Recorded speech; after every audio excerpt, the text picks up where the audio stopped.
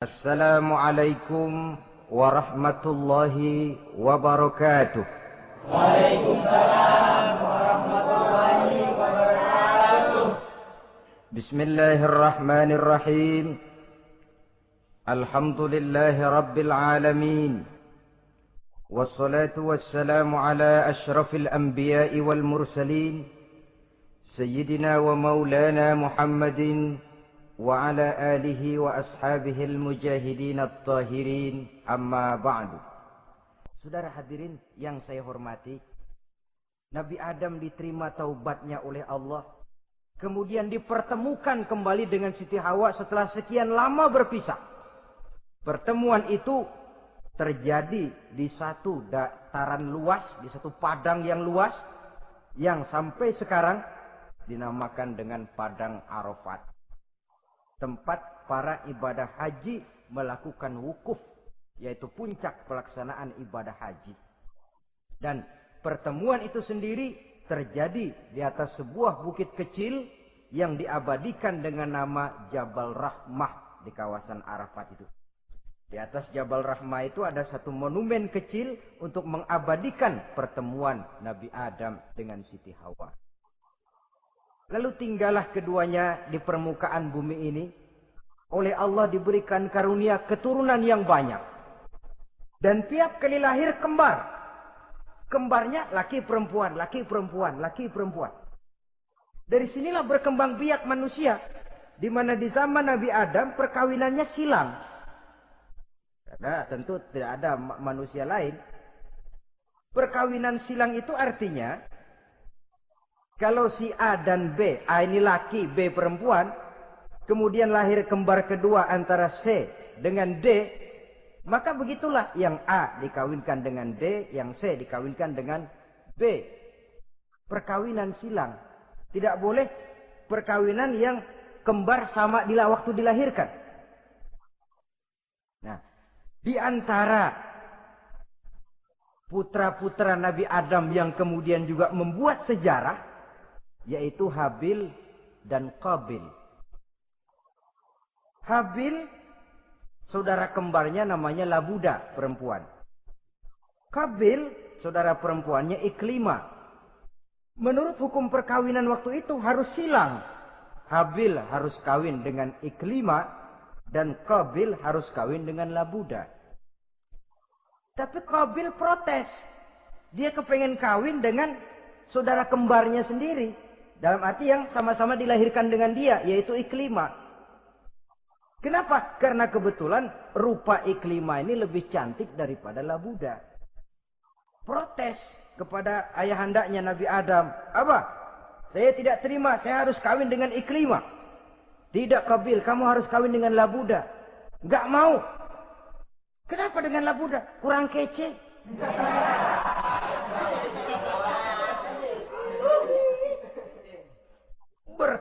Bertengkar, Nabi Adam tidak berhasil menyelesaikan, lalu diserahkan saja kepada Allah. Kata Allah begini saja, bikin korban, kamu berdua, Habil, Qabil. Siapa yang korbannya aku terima, dia boleh kawin sama Iklima. Ternyata korban yang diterima adalah korbannya Habil. Jadilah Habil kawin dengan Iklima, tapi Qabil tidak puas. Dendam kesumatnya timbul, iblis ngilikin. Resep. Akhirnya dibunuh saudaranya Habil ini. Inilah sejarah pembunuhan pertama dalam kehidupan manusia. Qabil membunuh Habil. Habis dibunuh bingung. Bagaimana naruhnya ini mayat? Allah lalu memberikan petunjuk. Dalam Al-Ma'idah ayat 31 itu dijelaskan. Ada burung gagak berantem sama burung. Yang satu mati. Nah, oleh yang masih hidup, tanah ini dicakar-cakar sama kakinya dan sama paruhnya. Sehingga berbentuk lubang, bangkai saudaranya itu dimasukin ke lubang itu, lalu diuruk lagi pakai tanah. Oleh cakar kakinya dan paruhnya itu. Sehingga Qabil, cara ini bisa. Itulah sejarah penguburan pertama dalam perkembangan manusia.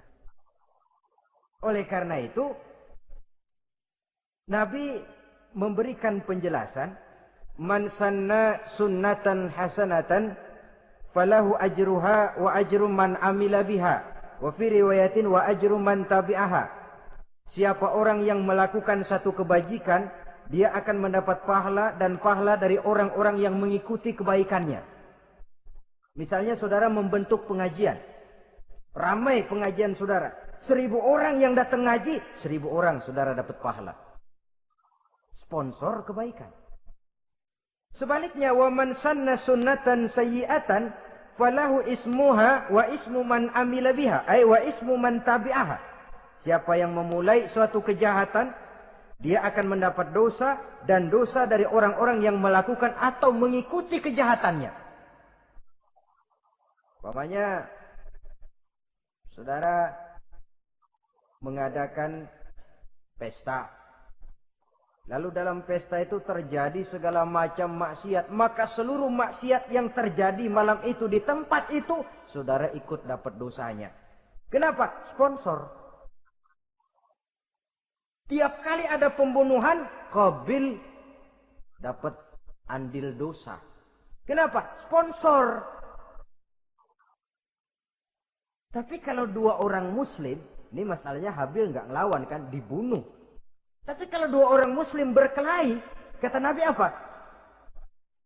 Apabila 2 orang muslim saling berbunuh-bunuhan, maka al-qatil wal maqtul finnar. Baik yang membunuh ataupun yang dibunuh, dua-duanya neraka. Sahabat heran, ya Rasul, kalau yang ngebunuh masuk neraka pantas, tapi ini yang dibunuh kenapa neraka juga? Soalnya sama-sama niat. Cuman keduluan aja. Itu kan masalahnya. Andai kata dia nggak terbunuh, dia yang akan membunuh. Niat itu sudah ada. Nah kalau Habil ini dia tidak punya niat membunuh. Dia memang dibunuh oleh Qabil. Saudara-saudara kaum muslimin rahimakumullah. Lalu dari situlah berkembang biak keturunan Nabi Adam alaihi salam. Sehingga dengan demikian bisa kita katakan sebagai satu konklusi. Pertama, bahwa manusia adalah makhluk Allah yang menempati kedudukan tertinggi. Dan berasal dari Nabi Adam sebagai manusia pertama. Dengan malaikat sekalipun, manusia sebenarnya lebih tinggi. Kapan? Kalau dia tetap benar-benar sebagai hamba Allah. Yang membekali diri dengan ilmu pengetahuan. Laqad khalaqnal insana fi ahsani taqwim. Kami ciptakan manusia dalam bentuk yang paling baik. Dan ketinggian manusia itu tidak ditentukan oleh bahan-bahan dari mana manusia diciptakan. Tapi ditentukan oleh adanya roh yang ditiupkan ke dalam jasadnya. Dan kemampuan yang ditimbulkan oleh nilai-nilai rohaniah tadi. Kalau secara biologis kita ini semua bahannya sama. Dari saripati mak tanah yang menghasilkan buah yang dimakan oleh mak bapak kita. Membentuk hormon, menghasilkan sperma. Terjadi kerjasama yang baik antara ibu dan bapak. Sehingga kemudian melahirkan kita ke alam dunia ini. Secara biologis bahan kita sama. Dan tidak itu yang menentukan ketinggian manusia. Walaupun keturunan juga mempengaruhi. Sebab sekarang ada istilah ramai orang bicara bayi tabung. Dan majelis ulama sudah memberikan fatwa kalau spermanya itu berasal dari sang bapak, tidak jadi masalah. Tapi kalau dari orang lain, haram. Yang lebih celaka lagi di negara maju, tidak lewat proses alam rahim. Jadi dalam satu tabung yang diberikan suhu yang mirip dalam kandungan, di situ dipertemukan antara sperma, air mani laki-laki, dengan ovum, air mani perempuan. Diberikan suhu yang mirip dalam kandungan. Dan itu diharapkan bisa menghasilkan manusia. Lewat tabung kaca itu. Saya tidak sanggup bayangkan kalau sekarang orang tanya usul asal-usul kita, kan kita masih enak jawab. Kamu anak siapa? Oh bapak saya Fulan, ibu saya Fulana. Oh kenal saya. Tapi manusia yang akan datang kalau proyek ini berhasil. Bapakmu siapa? Enggak tahu, saya dulu keluar dari tabung pak. Rendah betul martabat manusia.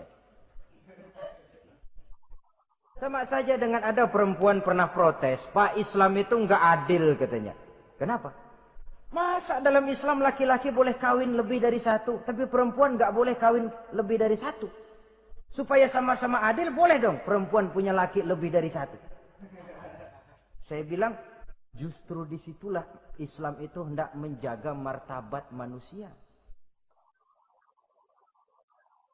Kalau seorang suami punya istri empat-empatnya lalu hamil, bapaknya jelas. Tapi kalau perempuan satu punya suami 4, lalu hamil, bapaknya yang mana ya?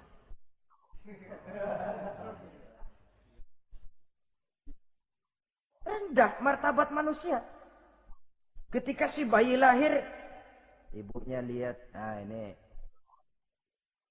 jidatnya kayak si A ini. Sudah ini anakmu saja nih, jidatnya jidat kamu.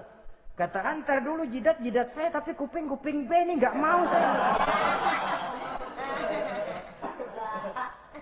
Terkatung-katung si anak tanpa tahu kemana dia mesti manggil bapak. Ibu daftarin anak ke sekolah, Pak Guru tanya lagi, ini bin siapa Bu?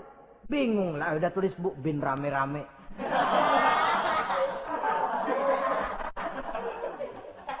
Kan rusak martabat manusia kalau sudah begitu. Justru Islam ini menjaga ketinggian martabat manusia. Jadi manusia itu fi ahsani takwim. Kapan? Kalau dia bisa menjaga kehambaannya di hadapan Allah dengan melaksanakan fungsi sebagai khalifah di permukaan bumi. Tapi bila dia sudah tidak lagi menjadi hamba Allah, tidak lagi berfungsi sebagai khalifah, dia sudah masuk summa radadnahu asfala safilin. Kami kembalikan ke tempat yang paling rendah, lebih rendah dari binatang sekalipun. Kalau dia tetap menjaga posisinya lebih tinggi dari malaikat, malaikat saja sujud kepada Nabi Adam. Apalagi kepada makhluk-makhluk yang lain manusia ini. Tapi kalau dia tidak pandai, lebih rendah daripada binatang. Inilah uniknya makhluk bernama manusia. Dengan posisinya, dia bisa menjadi lebih tinggi dari malaikat, tapi juga dia bisa meluncur lebih rendah daripada binatang.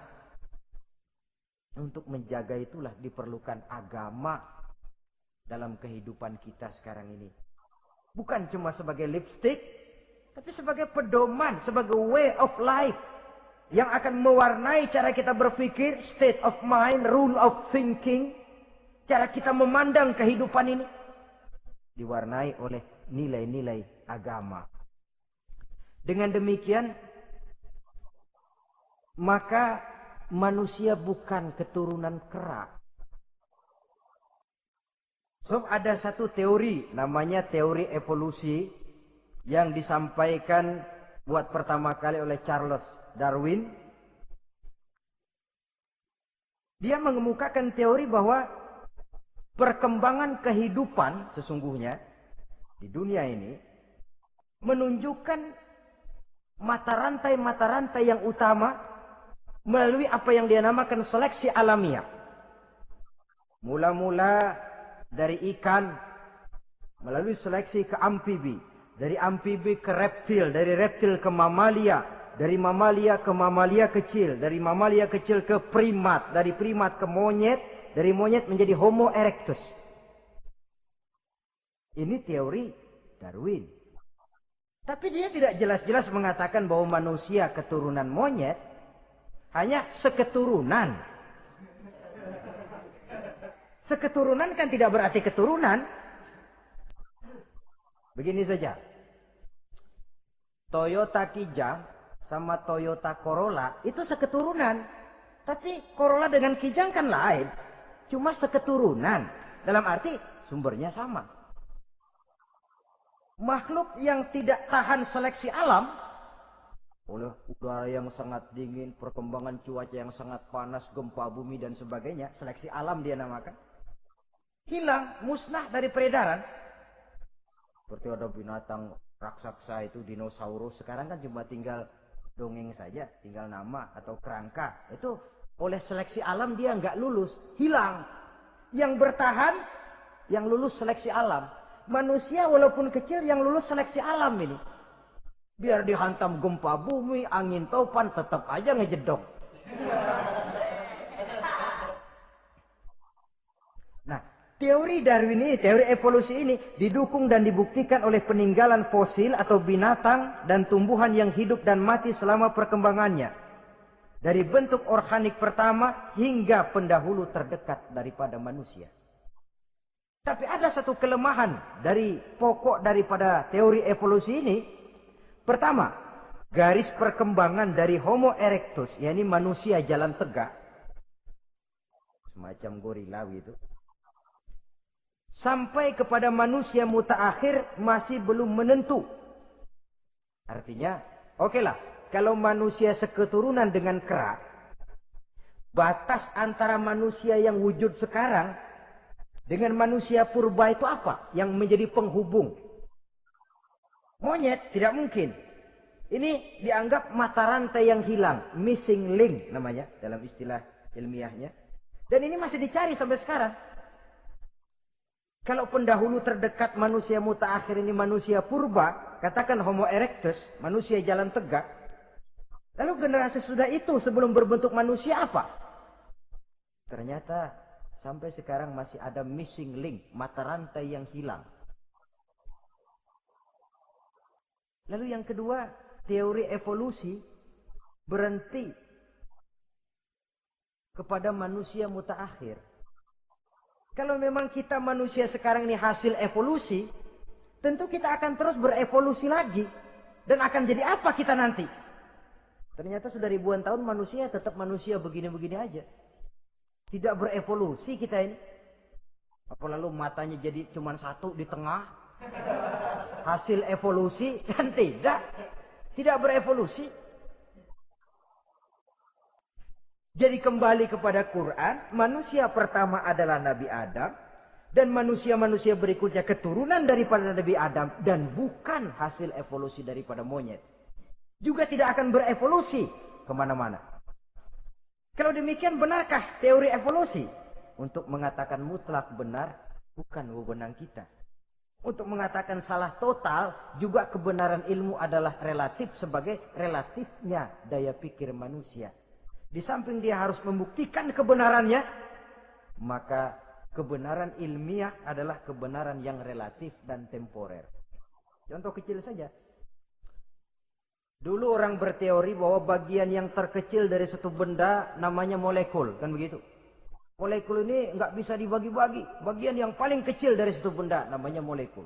Ilmu terus berkembang. Ternyata molekul sebenarnya terdiri daripada atom. Atom itulah bagian terkecil dari satu benda yang nggak bisa dibagi-bagi lagi. Nah, berubah sudah teori pertama. Tidak jadi molekul sekarang, atom.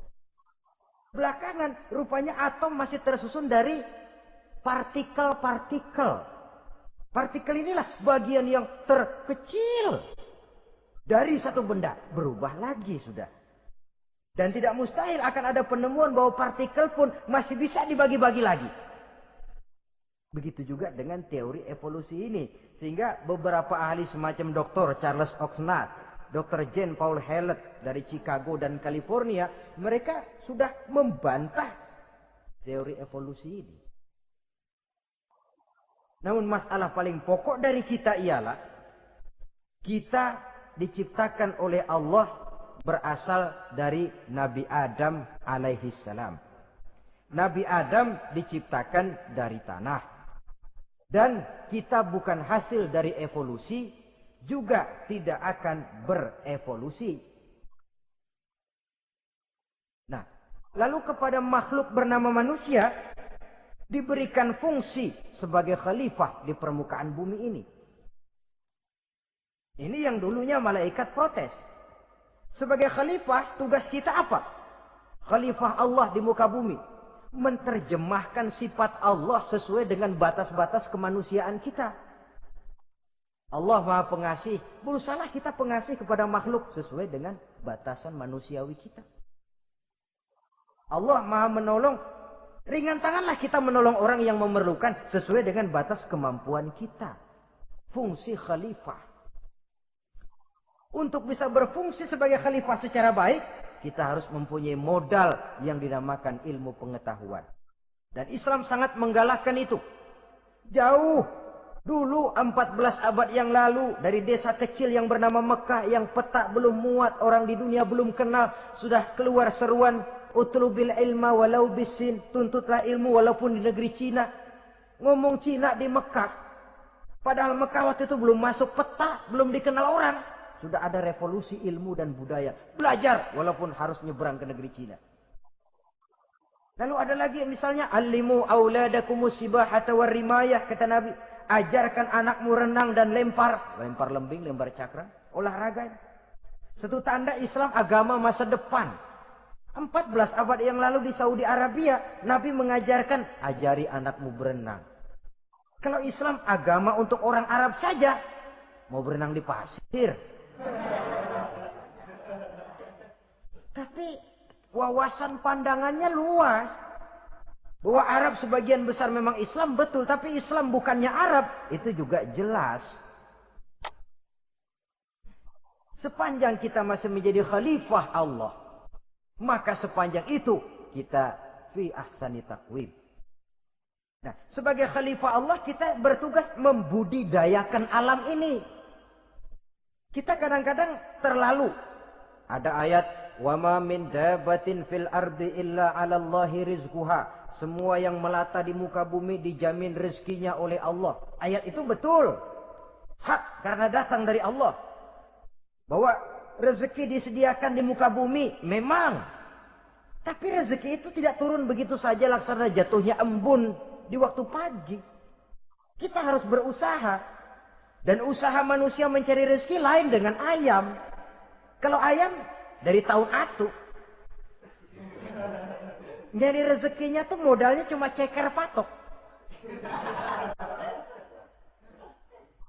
Coba. Dari tahun 1 ayam, asal punya ceker, punya patok, sudah dapat rezeki dia. Nggak perlu masuk TK, SD, SMP. Tapi manusia cari rezeki, apalagi zaman sekarang. Persaingan hidup tajam, lapangan kerja sulit, tensi ekonomi tinggi. Masuk sekolah urusan, tamat sekolah urusan. Kadang-kadang dilema juga. Masuk perguruan tinggi negeri sulitnya setengah mati kayak onta masuk ke lubang jarum. Masuk perguruan tinggi swasta yang favorit biayanya selangit. Artinya tanpa membekali diri dengan ilmu, keahlian, skill, kemampuan, fungsi sebagai khalifah sulit untuk bisa kita laksanakan. Saudara-saudara kaum muslimin yang berbahagia. Kalau fungsi khalifah ini mampu kita laksanakan, iblis putus asa sudah. Sebagai khalifah, di satu pihak kita menyembah hanya kepada Allah, di lain pihak kita membudidayakan alam ini. Ada apa sih di perut bumi? Minyak, gas, timah, emas. Ada apa sih di lautan? Pelajari lewat oceanografi, membudidayakan alam. Air sungai supaya arusnya nggak mengalir mubazir. Ada manfaatnya, bisa menimbulkan energi yang menghasilkan tenaga listrik. Bisa mengairi persawahan, irigasi. Bikin apa? Bikin dam, membudidayakan alam. Tapi juga mengislamkan budidaya itu. Bahasanya mengkulturkan natur, mengislamkan kultur. Membudidayakan alam dan mengislamkan budi dan budaya manusia. Sehingga apapun yang kita kelola dari alam ini nantinya akan untuk menunjang tugas sebagai khalifah, sujud kepada Qadhi Rabbul Jalil. Saudara-saudara, maka bersyukur kita. Oleh Allah dijadikan manusia. Tidak pesan, terima beres, cantik. Dari segi biologis maupun psikologis, tidak ada makhluk secantik manusia. Dibekali dengan agama, di samping akal. Sehingga agama membimbing akal agar sampai kepada kebenaran yang hakiki. Kita sebagai keturunan Nabi Adam memegang fungsi khalifah. Jadi jangan main-main loh. Kita ini turunan Nabi, betul ini. Saudara-saudara yang hadir semua di depan saya ini, termasuk saya, kita gini, turunan Nabi kita ini. Nabi Adam. Jangan main-main loh, turunan Nabi gini-gini. Nabi Adam.